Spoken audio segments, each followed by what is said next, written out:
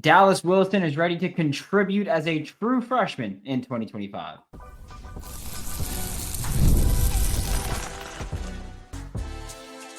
You are Locked On Gators, your daily podcast on the Florida Gators.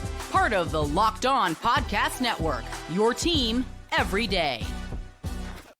Hello, and welcome back to another episode of Locked On Gators, part of the Locked On Podcast Network, your team every day. Thanks for making Locked On Gators your first listen of the day. Every day we are available daily and free for the podcast and on YouTube. Happy Monday. I'm Brandon Olsen. Find me on Twitter at WNS_Brandon. Find all my written work with New York Giants on SI. Today's episode of Locked On Gators is brought to you by Game Time. Download the Game Time app, create an account. Just go Locked On College for $20 off your first purchase. And today we're going to be buying and selling some freshman contributors. We're going to be buying or selling whether or not some of the guys that are more talked about freshmen are going to be contributing this season. And the first one is Dallas Wilson, because I do think that Dallas is probably the true freshman with the highest expectations this year, right? He's the guy who, when he came in, I know that I was very open about it prior to his commitment. I mean, even when he signed, I was like, look, I think he'd be the best wide receiver in this class. No disrespect to anybody else in the class. I think it was a very good receiver class, but I thought the Dallas Wilson was just different as a recruit, honestly. And so I'm very much buying that he's going to be a contributor in 2025, right? I think that he should be thought of as X2, like the second X receiver. I think he's capable of playing elsewhere. You know, like we've heard about J. Michael Sturdivant because the report came out from, I think it was Zach Abelverdi.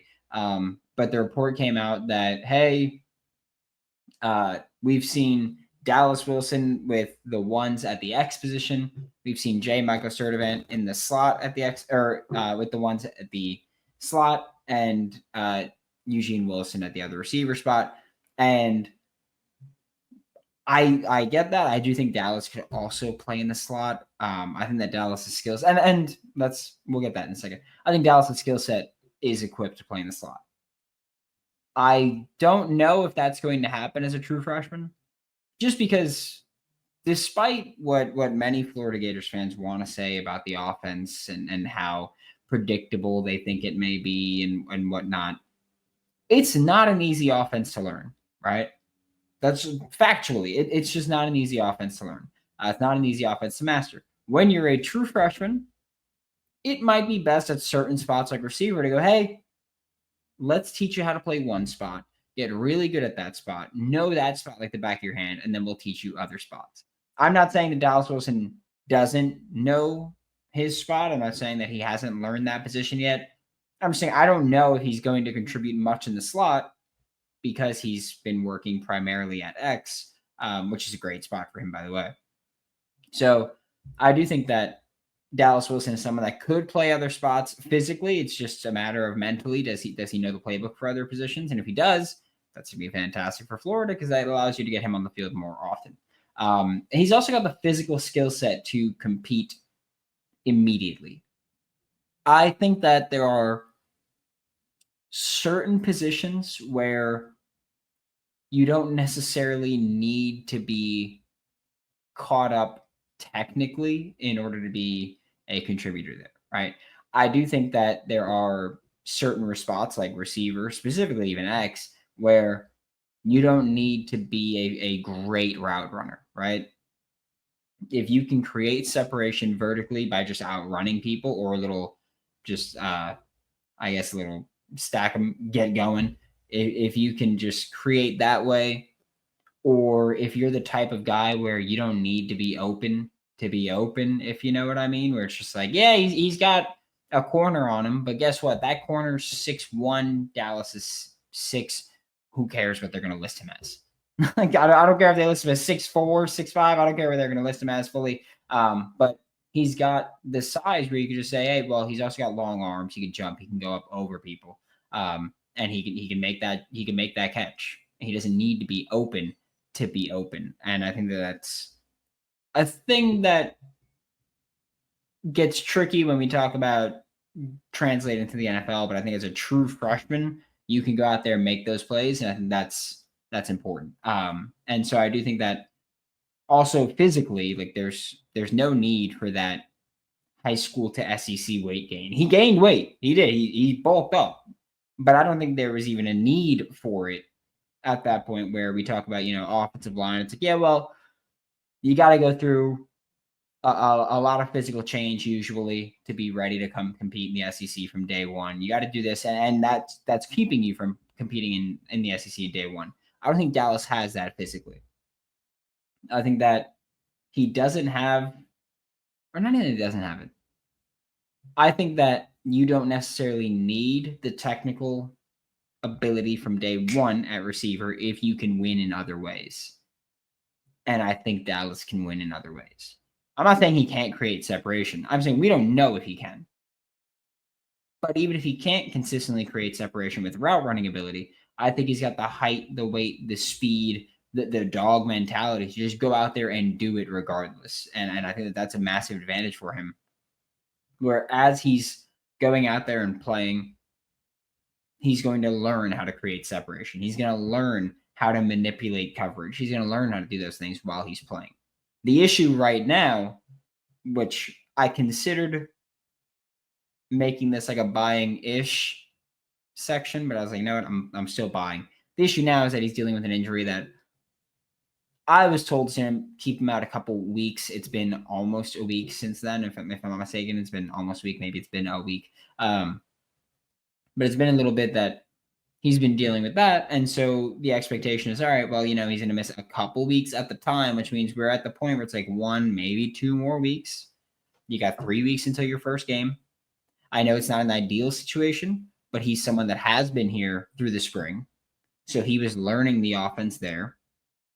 He has been here through fall camp, been like, again, not fully participating because he's been banged up, but has been there, has been able to learn the playbook more, has been able to be in meetings more. Like, he's been present. I remember with 2023 talking about Trey Wilson, one of the reasons that I was concerned about him competing as a true freshman or contributing as a true freshman was he was a summer enrollee that was banged up during fall camp. And so I'm like, oh, he's not able to work out there. Dallas is banged up now. Yes. He's not able to work in fall camp now. Yes. But he was there in the spring. He's been there since. He's been able to do that development or learn that offense. He's been able to learn that position. He's been able to learn and been able to grow in that time. So that's why him being banged up doesn't bother me so much, especially when there's a chance that he's going to have a week or 2 weeks before the season to get back into practicing, to get back into being full go, and to get back and ready. And you've also got the very, very beneficial beginning of the schedule where even if he's not fully up to speed, we don't want him playing big time snaps and big time moments right now. You can put him out there against Long Island. He'll decimate them. And you can build that confidence. You can get him some meaningful reps. And then you got USF next week. And he can go out there and he can compete and he can play and he can keep learning and keep developing and keep getting better, keep getting ready for actual SEC big time plays. And so Dallas Wilson is someone that I'm all the way bought in on. Huge fan of his game. Probably my favorite recruit from the entire 2025 class. He's just a dog. Okay. He's just a dude. And so Dallas Wilson, very much buying his contribution. There's a player that I'll tell you what, the next 2 are ishes, and I think they're justified ishes. I try not to, hedge bets too often because I'm not a loser. So I try not to hedge bets, but there are 2 there I'm hedging ish, and I will explain my reasoning when we get back with Locked On Gators. We've all been there, right? You log on early, you wait forever for concert tickets to go on sale, only to lose your spot for a show that you've been dying to see.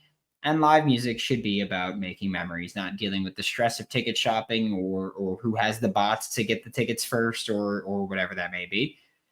That's where Game Time comes in, right? Game Time makes getting concert tickets faster and easier than ever. Prices actually drop as it gets closer to showtime too, and you can save up to 60% off with their killer last-minute deals. Take the guesswork out of buying tickets with Game Time. Download the Game Time app, create an account, use code LOCKEDONCollege for $20 off your first purchase. Terms apply. Again, Create an account, redeem code Locked On College for $20 off. Download the Game Time app today. Last minute tickets, lowest price, guaranteed. Thanks again for making Locked On Gators your first listen of the day, every day. We are available daily and free, wherever the podcast and on YouTube. And like I said, today we're talking about buying and selling the prospect of some recruits contributing as true freshmen in 2025. We've got one defensive recruit we're talking about today, and it's Jayden Woods, edge rusher. And I'm selling ish because I do think he'll play, right? And we've talked about this before where, yes, I think he's going to play. Because and a big part of that is because when we look at the snaps lost in the edge room last year, there was a lot, right? You lost Jack Pyburn, who was basically a starter, right? You lost TJ Searcy, who actually, I don't think many people realize that TJ Searcy actually played more snaps than Jack Pyburn, which was nuts. But Jack Pyburn mostly played when it was expected rundowns. TJ Searcy played more versatile situations. But you lost both of them. That alone is you losing more than 700 snaps, right? Or sorry, losing 700 snaps. It's like 698 or something like that. But that alone is you losing 700 snaps from the edge spot. Okay? That's a lot to lose there. You lost Justice Boone, who again didn't play a lot, but still played another 140.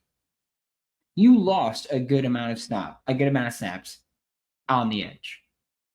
George Gums played his 440-ish. TJ Searcy, Tyreek Sapp played his, 420-ish.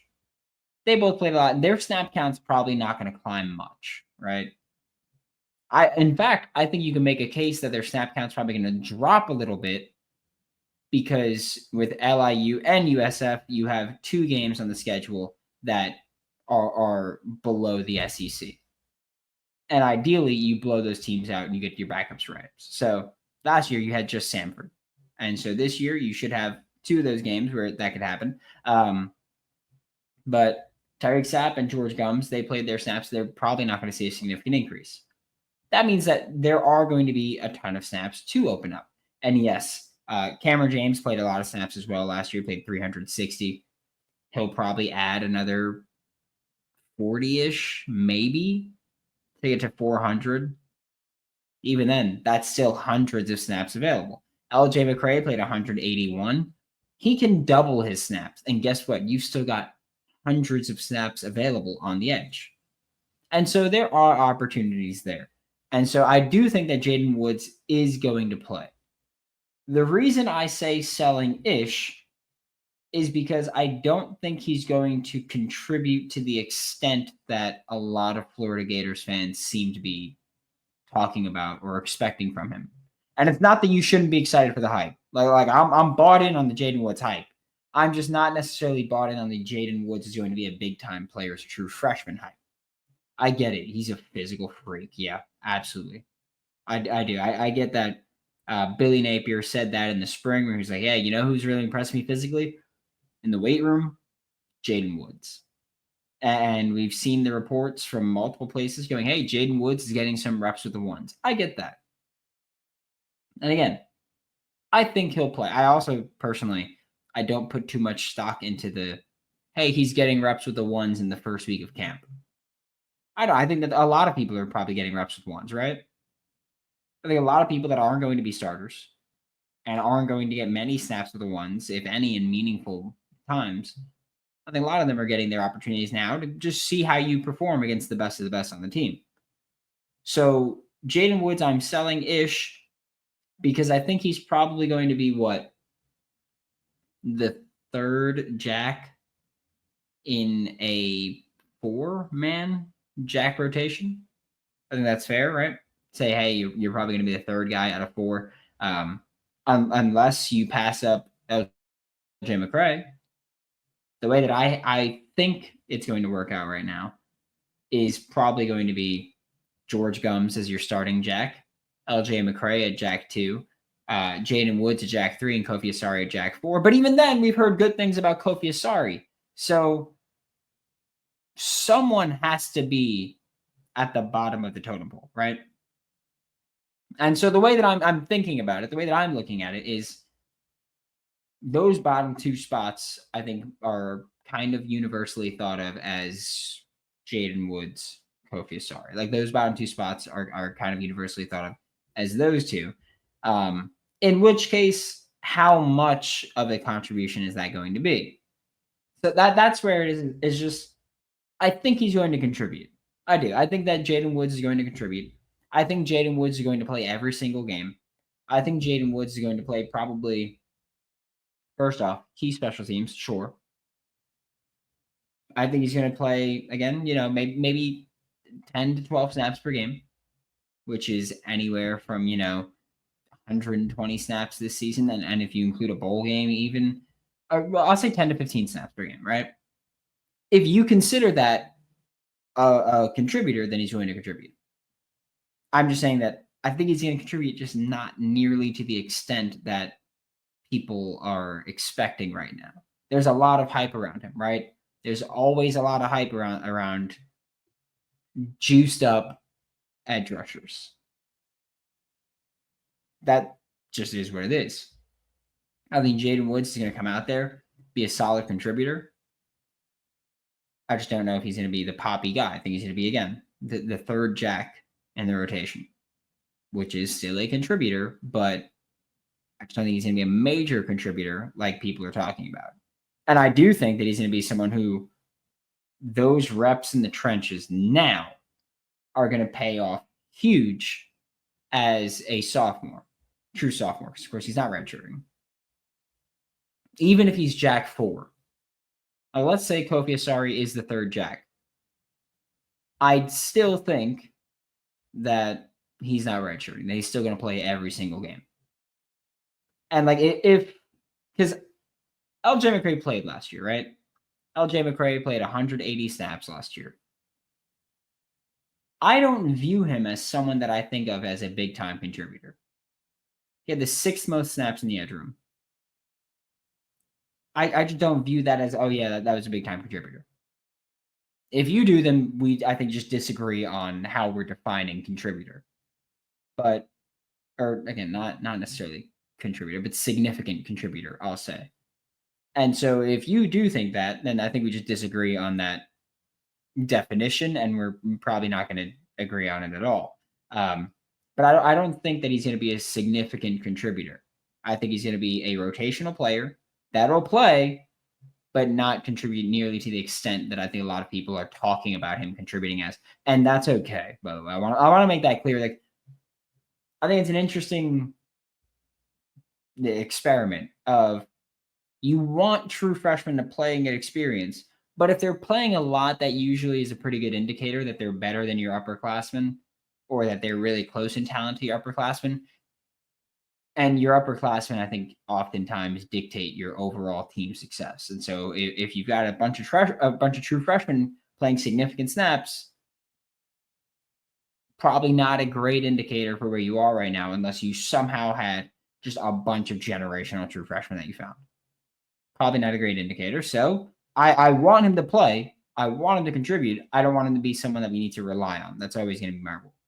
We got one more guy that's another ish and a similar situation, but I'm buying it for a different reason. We'll talk about that when we get back with Locked On Gators.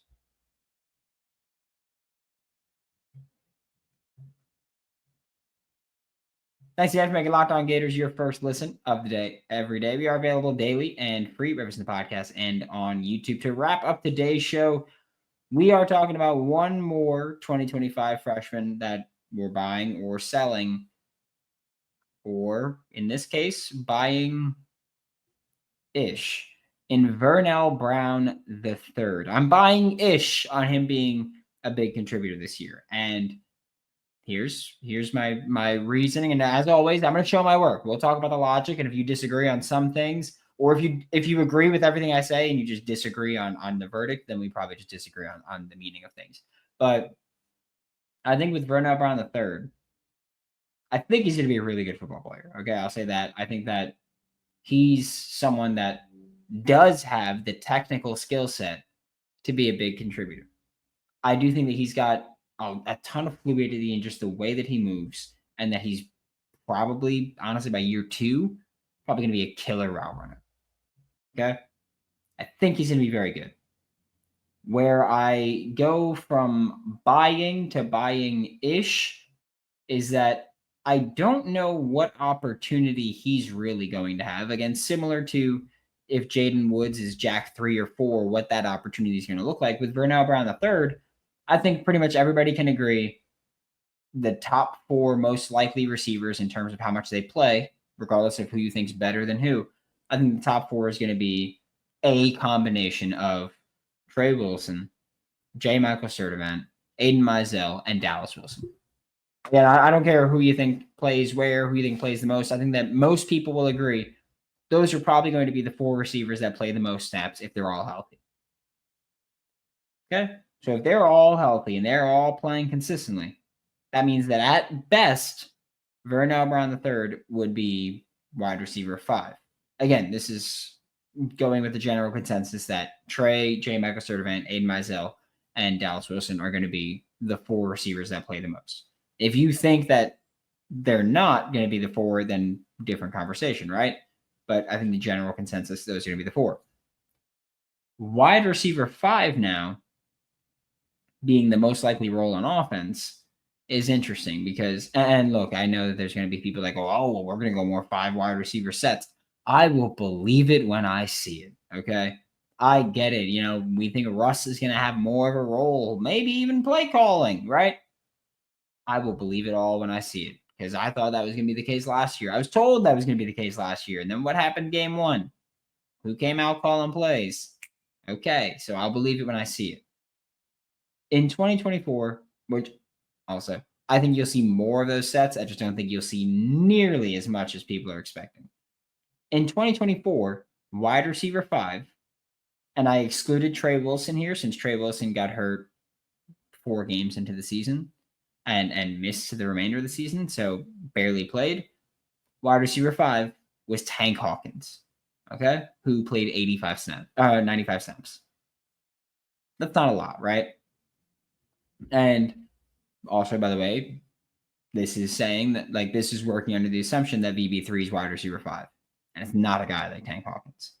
So I think that Vernell Brown III will play probably more than that. And look, Tank played 8 games last year. So Tank played 8 games, which means the 95 snaps would, if he played all 12, would equate to probably somewhere in the 140-ish, 150-ish range on offense. Fine.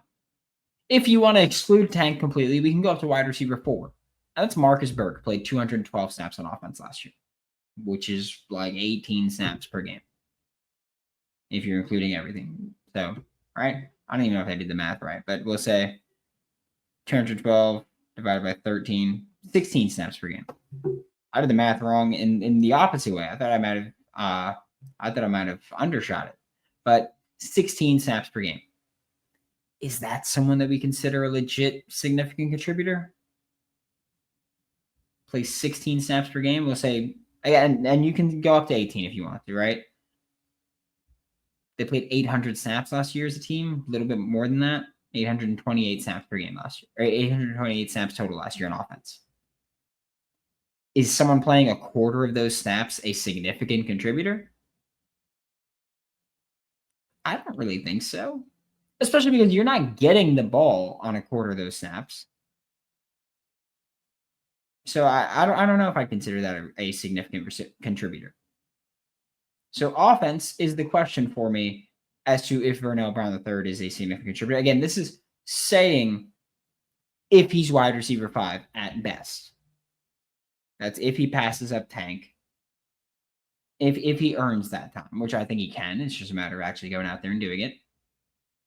However, the reason that I'm buying-ish Vernell Brown III when I'm not buying-ish Jayden Woods is that I think Vernell Brown III will be a significant contributor on special teams. I think he's going to have that ability. I think that Billy Napier is in a spot where he probably hasn't really been in a spot like this at Florida yet, in terms of who he can have be his return man and have it be someone explosive and effective that isn't a big part. I mean, even last year, Jayden Ball was returning kicks, and Jayden Ball wasn't expected to be a big time contributor the entire time. He was expected to be part of a stable, and Montreal kept dealing with injuries. And so Jayden Ball and Jacoby Jackson both got the ball more than they anticipated, and Jayden Ball broke out. And so I think that even then, it's like, all right, well, we had someone that was contributing there. I think that you've got a lucky opportunity where there probably will be a running back there because they'll put the 2 kick returners. There probably will be a running back there. But I think you could put a receiver out there and not be too heartbroken if you're like, all right, well, we got to give him the ball some way, right? I think Vernell Brown III could be that guy. I think you could put like Katie Daniels at one spot, Vernell Brown III at the other, and let them be the kick returners. Let VB be the punt returner. He'll probably go for a more like hands team approach. That's what they do quite a bit. But even then, if you feel Vernell Brown III can do that, then you can go out there and do that with him. Like you can let him be that guy. And so I think that Vernell Brown III, in my mind, the way that I'm anticipating is that he's going to be a special teams contributor. And I think he's going to be a return man, especially like not just a gunner, not just a blocking guy on either special teams unit, but being a return man. I think that justifies being a significant contributor. Even if you're fair catching, whatever it may be, just you're being put in the opportunity, being put in the position to contribute. You're being given that chance. And so I think Vernell Brown III, I'm buying ish because I do think he's going to be a big time special team contributor this year. And I'm hoping he's going to be. Thanks for your Locked On Gators, your first listen of the day, every day. We are available daily and free, whether it's in the podcast and on YouTube. We will be back tomorrow to talk more Florida Gators football. For Locked On Gators, I'm Brandon Olsen. Don't forget to follow me on Twitter at WNS_Brandon. Find all my written work with New York Giants on SI, and I'll see you all next time.